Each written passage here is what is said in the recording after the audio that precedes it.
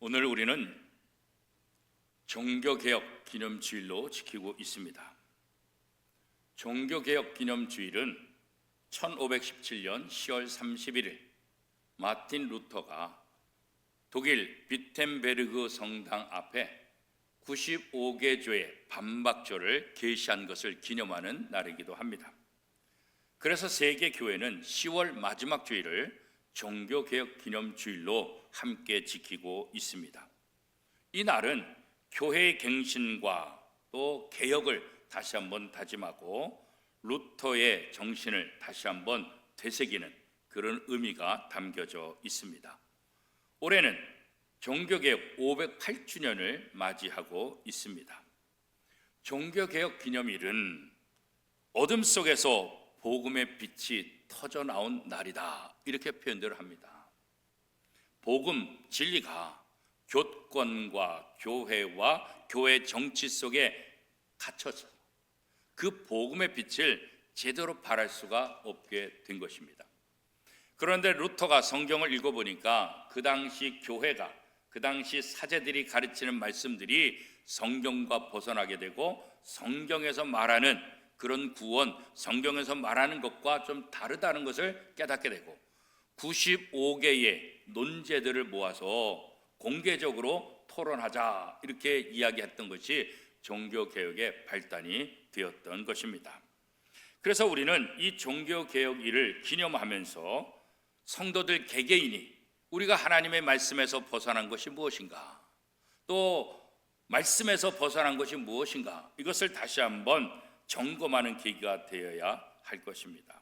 이렇게 될 때 교회는 이 종교개혁 기념일을 하나님께서 교회에 주신 축복의 날이다, 교회가 새로워지고 교회가 하나님 앞으로 한 발자국 더 가까이 갈 수 있는 그런 기회, 그래서 종교개혁 기념주일은 교회와 성도들에게 축복의 날이 되어야 된다, 이렇게 이야기를 하고 있는 것입니다.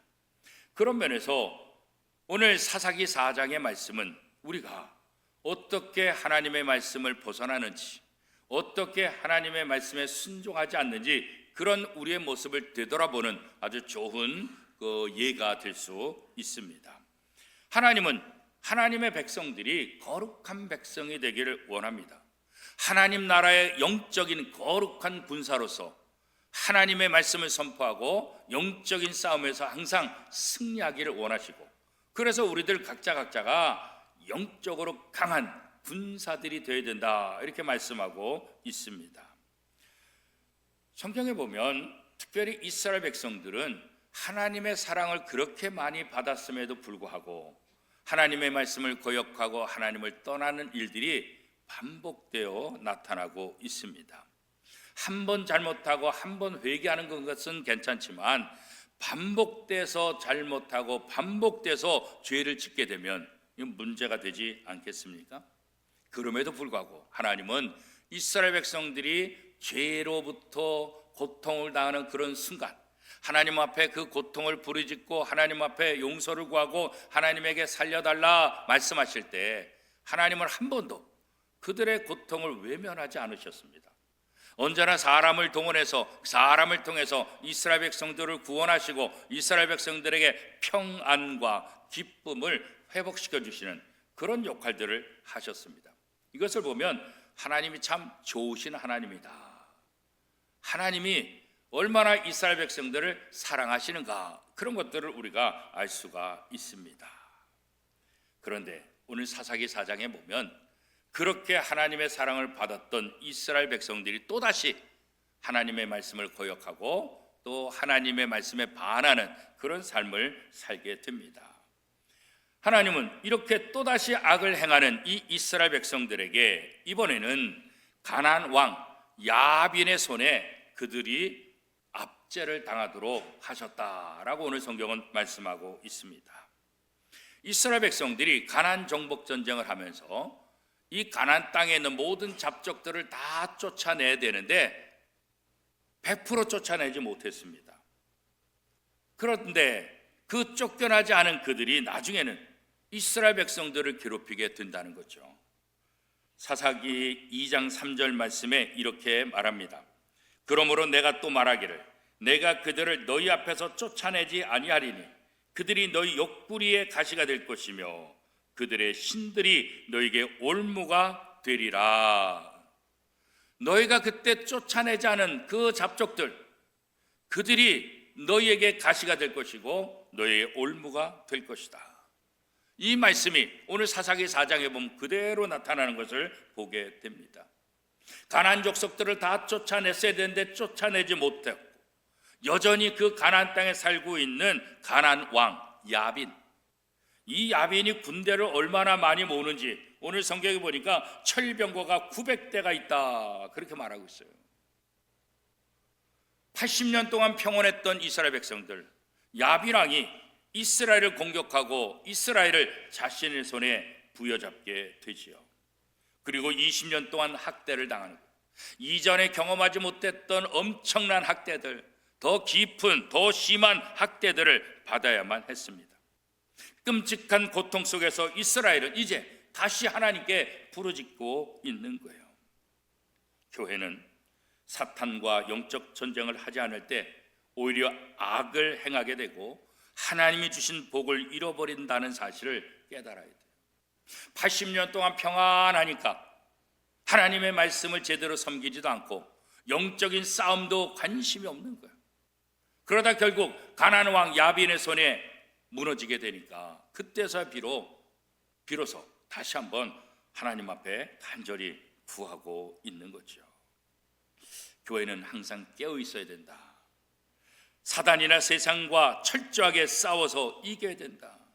그렇지 않으면 세상의 악이, 사탄의 그런 노림수들이 교회와 성도들 속에 침입해 들어와서 공동체를 무너뜨리게 된다. 그런 거예요. 죄악은 소리내고 들어오지 않아요. 은근히 들어온다는 거예요. 은근히 들어와서 다 망가뜨려요. 적은 누룩이 크게 부푸는 것처럼 악은 처음에는 적은 누룩처럼 들어오지만 우리 속에 들어오면 그 누룩이 점점 퍼져서 그 누룩이 모든 것들을 지배하게 된다는 거예요. 그렇죠? 이스라엘 가나안 족속들을 완전히 정복하지 않은 것 때문에 결국 그들이 가시가 되고 그들의 올무가 되어서 더 큰 고난을 당하고 있다고 오늘 본문이 말하고 있지 않습니까? 그렇죠? 영적으로 싸우지 않고 타협하면 쉬워요, 편해요. 그러나 그 순간의 즐거움은 오래 가지 못하는 거예요. 세상의 염려, 재물의 유혹 등에 쉽게 넘어지고 말게 되는 거예요. 하나님께서 이스라엘 백성들을 허락하신 하나님의 평강, 하나님의 복 다 잃어버리게 된다는 거예요. 그렇기 때문에 오늘 우리는 죄의 유혹으로부터 우리가 넘어지지 않도록 우리를 더 강하게 해야 돼요. 그래서 하나님은 영적인 하나님 나라 군사가 돼야 된다. 영적인 싸움에서 이겨야 된다. 악한 사탄의 방법에 넘어가지 말아야 된다. 왜? 하나님이 주신 평안, 하나님의 주신 복을 우리가 누리기 위해서는 그런 영적인 군사로서 전쟁에서 이겨야 된다. 그렇게 말씀하고 있는 거예요. 하나님은 언제나 이스라엘 백성들이 어려움을 당할 때마다 사람을 통해서 역사하시죠. 오늘 사사기 4장에 보면 여선지자 드보라를 사용하시는 하나님의 모습을 보게 됩니다. 이 드보라는 종려나무 아래서 이스라엘 백성들의 재판을 해주고 있었습니다. 그때 하나님께서 여선지자 드보라에게 말씀하신 거예요. 뭐라고 말씀하십니까? 내가 가나안 왕 야빈으로부터 너희를 구원해 줄 것이다. 이 하나님의 구원 계획을 여선지자 드보라에게 말씀하고 있습니다. 사사기 4장 7절 말씀 우리 한 목소리로 같이 한번 읽겠습니다. 내가 야빈의 군대 장관 시스라와 그의 병거들과 그의 무리를 기손강으로 이끌어 내게 이르게 하고 그를 내 손에 넘겨주리라 하셨느니라. 하나님으로부터 이스라엘 백성들을 구원하실 것이라는 계획을 여선지자 드보라가 듣는 거예요. 왜 수많은 남자들이 있었는데 왜 여선지자 드보라에게 말씀하셨을까? 그렇잖아요. 대부분은 하나님은 남자들을 사용하시고 남자들을 통해 역사하시잖아요. 근데 왜 이런 전쟁을 해야 되는데 여자 선지자에게 하나님의 구원 계획을 말씀하셨을까? 그 이유가 뭘까요? 이 당시에는 쓸만한 남자가 없기 때문입니다. 남자는 많은데 쓸만한 남자가 없는 거예요. 하나님이 사용하실 남자들이 없는 거예요. 그러니까 하나님은 남자들을 사용하지 않고 비록 여성이지만 이 여성인 드보라를 통해서 하나님의 계획을, 하나님의 일을 진행하시고 있는 거예요. 오늘도 마찬가지예요. 그 사람이 나이가 많냐, 젊으냐, 돈이 많냐, 머리가 좋으냐, 지혜가 있느냐, 이게 중요한 게 아니에요. 하나님이 쓰실 수 있도록 준비된 사람, 하나님은 그 사람들을 통해서 하나님의 일들을 진행하시고 하나님의 영광의 도구로 삼으시고 있다는 사실이에요. 드보라는 하나님으로부터 구원 계획에 대한 말씀을 듣게 되고, 드보라는 바락이라는 장군을 불러서 하나님의 구원 계획을 설명해요. 그러니까 너가 10,000명의 군사를 이끌고 다볼로 가라. 하나님께서 너희 손에 가나안 모든 군대를 붙여주시고 승리하게 할 것이다. 전쟁의 수장이신 하나님께서 이 명령을 주셨다. 그래서 하나님으로부터 구원의 계획을 전달받은 이 드보라가 바락에게 이 명령을 내리죠. 하나님은 교회를 통해서 이 땅이 하나님의 나라로 확장되기를 원합니다. 하나님은 부족하지만 저와 여러분을 통해서 하나님의 복음이 이 땅에 선포되기를 원하는 거예요. 예수 그리스도 안에서 세상에 추악하고 더러운 모든 것들과 싸워 거룩한 하나님의 뜻을 이 땅에 이루기를 원하시는데, 누구를 통해서요? 교회를 통해서요. 누구를 통해서요?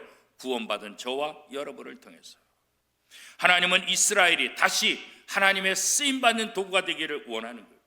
그래서 가나안 왕 야빈, 그의 군대 장관 시스라와 싸워서 이겨 이스라엘이 다시 하나님의 손에서 구원을 받고 그 기쁨을 회복하기를 원하고 계신 거예요. 하나님이 원하는 건 다른 것 아니에요. 하나님의 말씀에 순종하는 거예요. 하나님은 이스라엘에게 다시 기회를 주신 것처럼 하나님의 말씀으로 이 땅에서 제 역할을 감당하지 못하는 오늘 우리들에게 다시 한번 기회를 주시는 거예요. 우리 교회를 향해서, 저와 여러분을 향해서 영적인 싸움에서 승리하라, 하나님의 말씀을 붙잡고 하나님께 영광 돌리는 도구가 되라, 그렇게 다시 한번 기회를 주고 있는 거예요. 교회는 여기에 순종해야 되는 거예요. 저와 여러분도 하나님의 말씀에 순종해야 될 책임이 있어요. 우리가 거룩함을 사모하고 있습니까? 여러 가지 죄악에서 무너져 버릴 수밖에 없는 우리들, 그런 우리들을 구원해 주시고 성령의 아름다운 열매를 맺는 하나님의 자녀로 삼아주신 것, 이거 믿으십니까? 나를 통해서 교회 공동체가, 나를 통해서 가정과 직장이 회복되기를 원하고 계시다는 것, 이것을 믿습니까? 그렇다고 한다면 우리는 하나님의 말씀에 순종하는 삶을 살기를 하나님이 원하신다는 것, 이거 깨달아야 합니다. 예수님은 제자들에게 하늘의 뜻이 제자들을 통해서 이 땅에 이루어질 수 있다는 것을 가르쳐 주셨어요. 오늘 우리도 마찬가지예요. 이 교회를 통해서, 저와 여러분을 통해서 하나님의 뜻이 이 땅에 이루어지기를 하나님은 원하고 계십니다. 그래서 오늘 우리를 영적인 군사로 하나님의 백성으로 삼아주시고 그 일을 감당하라, 다시 한번 기회를 주신 거예요. 드보라를 통해서 바락에게 전달되어진 하나님의 구원의 계획. 그러나 바락은 순종하지 않았어요. 10,000명의 백성을 데리고, 군사를 데리고 바로 가라 했는데 바로 출동하지 않았어요. 그리고 바락은 드보라 선지자에게 말합니다. 당신이 함께 가지 않으면 저는 가지 않겠습니다. 남자 망신 다 시키고 있는 거 아니에요, 그죠? 하나님의 구원 계획을 주셨고 하나님이 이기게 해주신다 그랬어요. 하나님이 함께 하신다 그랬어요. 그러면 나가야 되는 거 아니겠어요? 그런데 바락은 순종하지 않았다. 사사기 4장 8절 9절 말씀, 우리 한 목소리를 같이 읽겠습니다.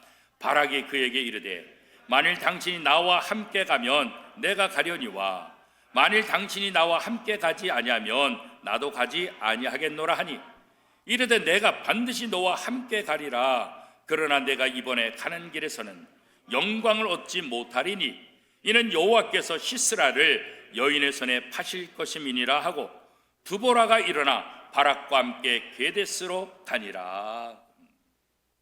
바락이 하나님의 말씀 아멘 하고 갔으면은 하나님의 영광의 도구가 될 텐데 저 혼자는 못 갑니다. 선지자님이 함께 가면 제가 가겠습니다. 어떻게 이렇게 나약한 모습을 보이게 되냐고요. 오히려 드보라가 걱정하지 마라, 내가 함께 간다, 내가 동행한다. 그런데 이 전쟁에서 이기는데 너는 그 영광을 이번에 얻지 못하게 될 것이다. 하나님께서 너에게 기회 주신 그 영광의 도구로 쓰임받는 그 기회는 다른 여성이 얻게 될 것이다. 결국 드보라와 함께 바락의 1만 군대가 갔을 때 가나안 왕 야빈의 군대 장관 시스라는 도망가다가 결국 어디에 가냐면 천막 만드는 집에 들어갔다가 그 집의 여인에게 죽임을 당한다. 전혀 생각하지도 않았던 이 여인이 이 시스라를 죽이고 하나님의 영광의 도구가 된다. 하나님께서 영광의 도구로 준비하신 사람은 순종하지 않으므로 그 영광의 그 길에서 벗어나게 되고 엉뚱한 사람이 그 영광의 도구가 되는 거예요. 하나님의 나라는 하나님이 거하시고 하나님이 통치하는 나라입니다. 그 누구도 자신의 능력으로 하나님의 나라를 얻을 수 있는 사람은 아무도 없습니다. 하나님의 나라는 예수 그리스도를 구주로 고백하는 사람들에게 주어지는 것, 이게 하나님의 나라입니다. 이 세상에는 하나님의 나라에 거하지 못하도록 방해하는 여러 악한 세력이 있습니다. 사단의 여러 가지 계책들도 있습니다. 그렇기 때문에 하나님의 자녀는 믿음을 잃지 않도록 싸워야 합니다. 어떻게 해요?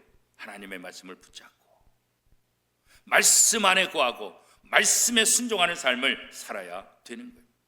오직 예수 그리스도께서 이루신 십자가의 능력, 예수 그리스도 안에서만 약속으로 주어진 하나님의 나라, 이거 믿어야 돼요. 예수 그리스도 안에서 이루어진다는 거, 이거 믿어야 되는 거예요. 예수 그리스도 없이 세상에서 지혜와 실력과 사람과 능력과 어떤 힘으로 얻을 수 있는 것이 아니라는 것, 그리스도 안에서만 얻을 수 있다는 것, 이건 믿어야 되는 거예요.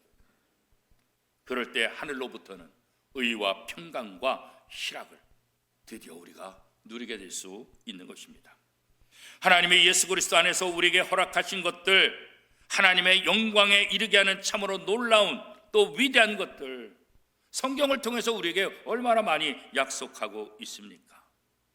예수님을 믿을 때 우리는 모든 죄사함을 받게 되고 예수 그리스도로부터 주어지는 완전한 의로 하나님의 자녀가 되고 이 세상의 소금이 되고 이 세상의 빛이 된다 말씀하지 않으셨습니까? 또한 하나님은 우리의 연약함을 아시기에 성령을 선물로 보내주셔서 성령의 도우심을 통해서 육체의 욕심을 따라 사는 사람이 아니라 성령의 인도하심 속에서 성령의 열매를 맺는 삶을 살아라, 우리에게 그렇게 부탁하고 있지 않습니까? 그런 면에서 우리는 주님만 바라보고 영적 전쟁을 회피하지 말고 영적 전쟁에서 주님이 함께 하시기 때문에 우리는 이길 수 있다는 확신을 가지고 담대히 나가야 할 것입니다. 그럴 때 우리의 삶에 하나님의 영광이 드러날 것이고 하나님의 영광의 도구로 하나님 앞에 아름답게 쓰임을 받게 될 것입니다. 하나님은 악을 행할수록 사망의 열매를 맺을 수밖에 없다라고 우리에게 말씀하고 있습니다. 사망은 고통의 최고의 절정을 말하는 것입니다. 죄를 멀리하지 않으면 죄가 우리를 고통으로 인도하는 것입니다. 죄를 멀리할 때 고통으로부터 벗어나요. 그래서 우리는 죄와 싸우는 거룩한 군사가 되어야 된다, 이렇게 말씀하고 있는 거예요. 고통과 사망의 자리에서 벗어나도록 우리가 해야 되는 악과 싸우는 거예요. 말씀을 벗어나는 모든 것들과 싸워야, 그리고 이겨야 한다는 거예요. 하나님은 하나님의 백성들에게 불가능한 것을 요구하지 않습니다. 하나님은 언제나 우리가 할 수 있는 것, 가능한 것들, 이런 것들만 말씀하시지 불가능한 것을 하라고 하는 못된 지도자가 아니십니다. 하나님이 함께하는 전쟁은 이길 수밖에 없습니다. 왜? 하나님이 함께 하시기 때문에. 하나님이 내 편이 되어주시는데 하나님보다 더 든든한 아군이 어디 있습니까? 하나님을 누가 대적할 수가 있겠습니까? 하나님이 함께 하시는 그 말씀을 믿고 하나님의 약속의 말씀을 붙잡고 나가게 되면 하나님께서 전쟁을 승리로 이끄시는 것을 보게 될 것입니다. 죄와는 피 흘리기까지 싸우라. 성경은 우리에게 그렇게 권면합니다. 그런데 우리는 어떻습니까? 히브리서 12장 4절 말씀에 보면 너희가 죄와 싸우되 아직 피 흘리기까지는 대항하지 아니하였다라고 말씀하고 있습니다. 죄와 싸우는데 적당히 타협하고 있는 거예요. 죄와 싸우는데 적당히 즐기고 있는 거예요. 죄와의 싸움은 피 흘리기까지. 이것은 뭐겠어요? 우리의 생명을 걸고 싸워 이기라 말씀하고 있는 거예요. 왜요? 죄와 싸워 지면 우리는 멸망하는 거예요. 우리는 전쟁이 얼마나 무서운지, 전쟁이 얼마나 폐해가 많은지 알고 있잖아요. 전쟁에서 지면 다 끝장나는 거예요. 내가 아무리 똑똑하고 내 재산이 많고 내가 좋은 조건을 가지고 있다 할지라도 전쟁에서 지면 그 온 나라가 다 황폐하게 되는 거예요. 나만 살아남지 않아요. 그죠? 영적인 싸움도 마찬가지예요. 이제 우리는 하나님의 함께 하심을 믿으며 죄악과 싸워야 돼요.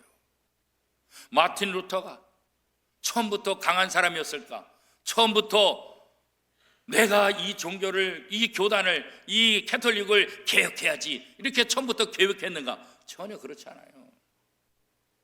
말씀을 묵상하고 말씀을 가르치고 하다 보니까 어느 날 이게 천주교회가 중세 교황들이 전하는 것들이 성경과 다르다는 것을 깨닫게 되는 거예요.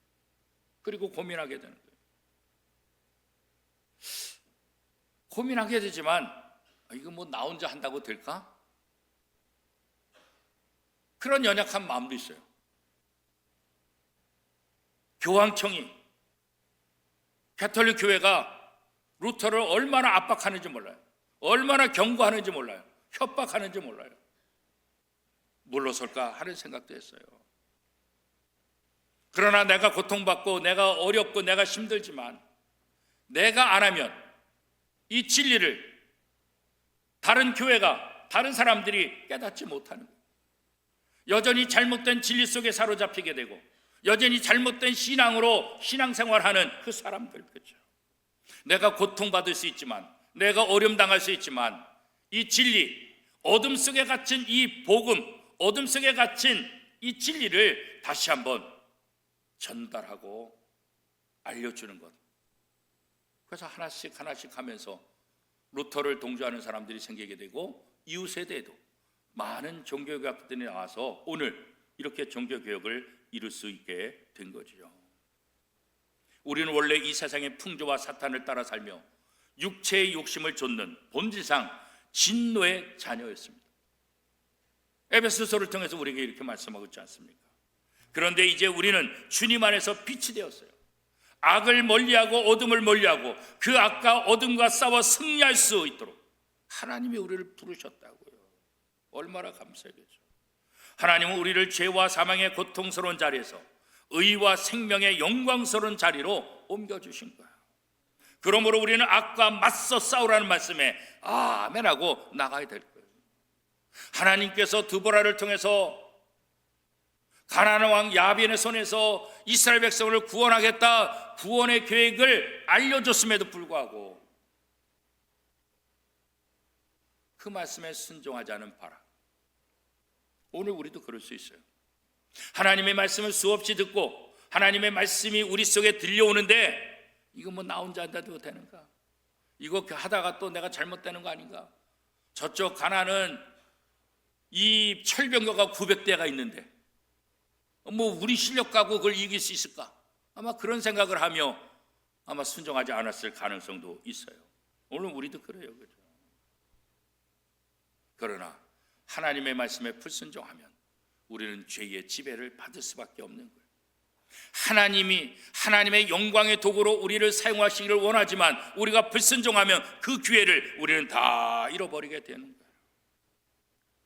종교개혁가 마틴 루터는 주기도문을 가리켜서 최대의 순교자다 이렇게 말했어요. 아니, 순교자는 사람이지 왜 주기도문이 최대의 순교자라고 말하고 있는 거죠? 여러분, 이상하잖아요, 그죠? 아니, 주기도문이 도대체 뭐 때문에 최대의 순교자라고 말을 했을까요? 마틴 루터가 이렇게 얘기하는 것에는 그 의미가 있어요. 왜 그럴까요? 많은 사람들이, 성도들이 주기도문을 암송하는데 그 주기도문을 지킬 의사도 없이 그저 맹목적으로 암송만 하고 있다. 암송하면서도 이 말이 무슨 뜻인지 모르는 거예요. 그래서 주기도문은 최대의 순교자다. 지킬 생각도 없고 지킬 마음도 없고 무슨 의미인지도 모르고 그냥 암송만 하는 주기도문은 순교자다. 우리의 기도 생활이 진정한 능력이 되려면 기도와 함께 무엇이 따라야 됩니까? 순종. 내가 기도한 그 기도 내용을 내 삶 속에서 순종하는 것이 필요하다. 주기도문은 그저 암송하라는 주문과 같은 것이 아니라 이 주기도문을 암송하면서 이 주기도문을 우리의 삶 속에서 순종하기를 하나님이 원하신 거예요. 그래서 예수님이 제자들에게 주기도문을 가르쳐 준 것 아닙니까? 주문이 아니라고요. 그래서 앤드류 머레이는 우리가 예수님을 믿을 때 우리는 순종의 학교에 입학한 것이다 그렇게 말했어요. 내가 예수를 믿는다는 것은 하나님의 말씀에 순종하는 훈련을 하기 위해서 순종 학교에 입학하는 거예요. 우리는 본질상 진노의 자녀이기 때문에 하나님의 말씀이 안 들어와요. 하나님의 말씀에 순종을 안 해요. 그래서 이 순종의 학교에 들어가서 우리가 순종의 훈련을 받는 거예요. 이스라엘 백성들이 애굽에서 나왔지만 400년 동안 종살이 했지만 적과 꿀이 흐르는 그 땅으로 바로 하나님이 들여보는 것이 아니라 광야 40년을 헤매게 만들었다고. 아니, 40년을 왜 낭비해요? 곧바로 들어가면 되는데. 그러나 이 40년은 광야 학교라고. 이스라엘 백성들이 애굽에서 400년 동안 해왔던 애굽의 모든 전통을 다 씻겨버리는, 이제는 하나님의 말씀으로 훈련받는, 이 광야를 통해서 하나님만 바라보고 하나님만 의지하는 광야 학교라고. 마찬가지로 예수 그리스도를 주로 고백하는 우리들은 순종의 학교에 입학해서 내 생각과 내 경험이 아니라 하나님의 말씀에 아멘하고 하나님의 말씀에 순종하는 그 훈련을 해야 된다는 거예요. 바락이 하나님의 구원 계획에 순종하지 않아서 하나님의 영광의 도구 그 자리를 빼앗기지 않았습니까? 오늘 우리도 마찬가지예요. 이 세상에서 가장 귀한 축복은 순종입니다. 하나님의 말씀에 순종하는 거예요. 순종은 우리를 보호하시는 하나님의 능력입니다. 순종하는 자에게 하나님이 함께 하시는 거겠죠. 개혁된 교회는 항상 개혁되어야 된다. 이게 종교교육가들의 모토와 같아요. 개혁교회들의 모토예요. 개혁된 교회, 저 중세, 저 캐톨릭에서 개혁된 교회는 항상 개혁되어야 한다. 이 말은 1947년 스위스의 개혁신학자인 칼바르트에 의해서 유명해진 말이에요. 그러나 실제로 이 말을 한 사람은 아우구스틴이었어요. 이것을 칼바르트가 사용함을 통해서 온 개혁교회가 중심 모토로 삼게 되었던 것이죠. 교회가 가만히 있는다고 개혁되지 않아요. 개혁된 교회, 바로 개신교, 프로테스탄트, 우리 기독교, 이게 바로 개혁된 교회잖아요. 개혁된 교회는 항상 개혁돼야 된다. 개혁되었으니까 우리는 개혁교회야, 이게 아니라 개혁된 교회가 날마다 개혁되지 않으면 개혁교회가 아닙니다. 마틴 루터가 비텐베르그 성당에 95개의 반박 조항을 붙인 지 508년이 지났어요. 오늘 기독교는, 아니 오늘 한국교회는 어떤가요? 개혁이 필요 없는 교회인가요? 그렇지 않아요. 너무나 개혁이 필요해요. 다시 한번 제2의 종교개혁이 일어나야 한다고 얘기할 정도로 너무나 많은 문제들을 우리가 안고 있어야 돼요. 왜 그렇습니까? 개혁되지 않았기 때문에. 개혁된 교회는 개혁되어야 된다는 이 말씀을 우습게 여긴 거예요. 개혁된 교회로 만족했지 날마다 개혁하지 않은 결과로 오늘 이렇게 한국 교회가 어둠 속에 있게 되는 거예요. 그죠? 우리는 이 말을 기억해야 돼요. 개혁된 교회는 항상 개혁돼야 돼요. 오늘 우리 자신이 예수 그리스도를 통해서 개혁된, 예수 그리스도를 통해 새 사람을 입은 사람, 예수 그리스도의 십자가 은혜로 새 사람 된 사람은 날마다 새로워져야 된다. 이렇게 우리에게 해석해야 되는 거죠. 그래야만 하나님의 자녀로 온전히 살 수 있지. 예수 그리스도의 십자가 보혈로 나는 새로워진 사람이야, 이렇게 만족하고 있으면 악이, 사단이 우리를 공격하고 무너지게 되면 그게 무슨 의미가 있겠냐고요. 주님의 고난으로 나의 영광을 누리는 것이 아니라 나의 고난으로 하나님의 영광이 되는 삶, 이게 바로 성도들의 삶이에요. 오늘날 많은 사람들은 주님의 고난으로 내 영광을 얻으려고 하는 거예요. 내 고난으로 내 영광을 얻으려고 하는 거예요. 그러나 내 고난이 내 영광이 아니라 하나님의 영광이 되어야 되는 거죠.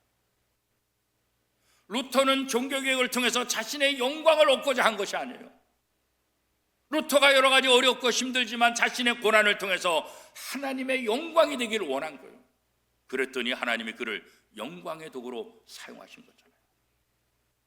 내 고난이 나의 영광이 아니라 하나님의 영광의 도구가 될 때, 하나님의 영광을 위해 사용할 때 하나님은 우리를 영광의 도구로 사용하게 하실 것입니다.